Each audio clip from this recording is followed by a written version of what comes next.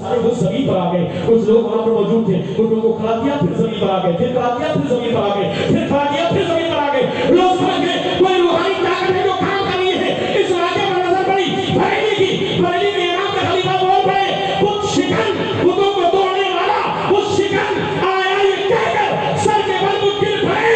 جھوم کر کہتا تھا کعبہ, جھوم کر کہتا تھا کعبہ الصلاۃ والسلام اے شہنشاہ مدینہ, الصلاۃ والسلام زینت عرش مولا, الصلاۃ والسلام. آقا کی ولادت ہوئی, آقا نے اپنے سر کو سجدے میں رکھ دیا. چھوٹی سی عمر ہے, ابھی تو بظاہر دنیا میں تشریف لائے ہیں, یہ تو بظاہر کائنات میں اللہ نے وجود بخشا ہے اپنے محبوب کو, ورنہ تو آپ تو اس وقت بھی نبی تھے جب قبر بنا تھا. کن تو نبی کو وہاں وہ بین الماء والطین آپ کا فرمان ارشاد ہے. ابھی آپ و دین کی منزلیں طے کر رہے تھے, اس وقت بھی اللہ نے اپنے محبوب کو نبی بنا دیا تھا. یہ شان ہے اللہ کے نبی کی, لیکن بظاہر کائنات میں بھیجا سب سے آخری بنا کر کے اور اپنے سر کو سجدے میں رکھا. آمنہ فرماتی میں نے اپنے کان کو سرکار کے لمحہ مبارک کے قریب کیا.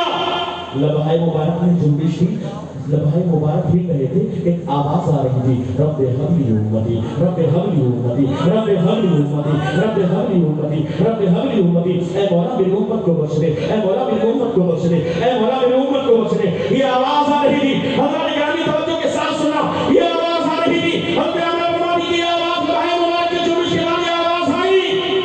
زمین قاضی روک نہ سکے.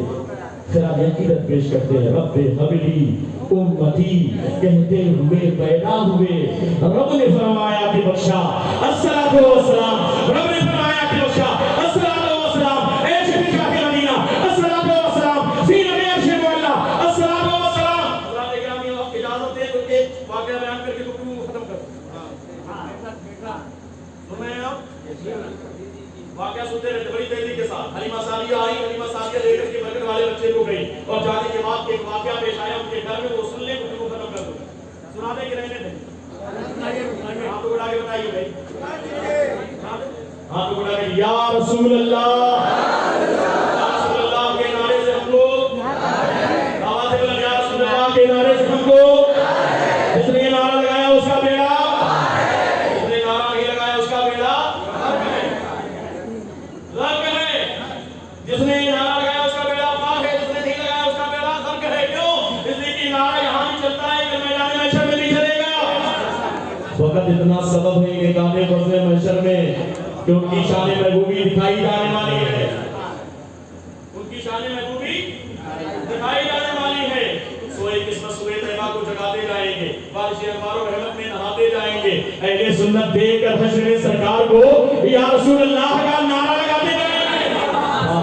اب چھوٹا سا واقعہ سنیں گفتگو ختم. حلیمہ سعدیہ برکت والے بچوں کو لے کر کے اپنے گھر کی طرف چلی.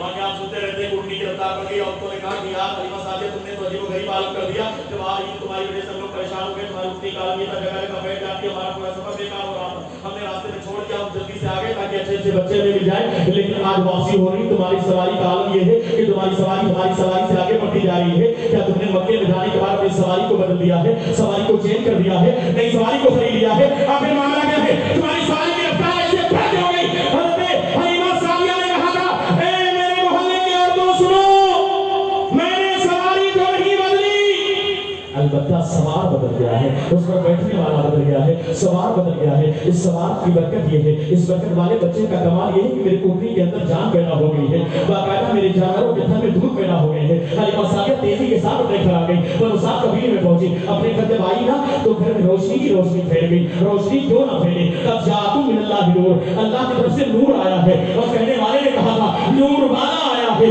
نور لے کر آیا ہے. سارے عالم میں دیکھو کیسا نور چھایا ہے.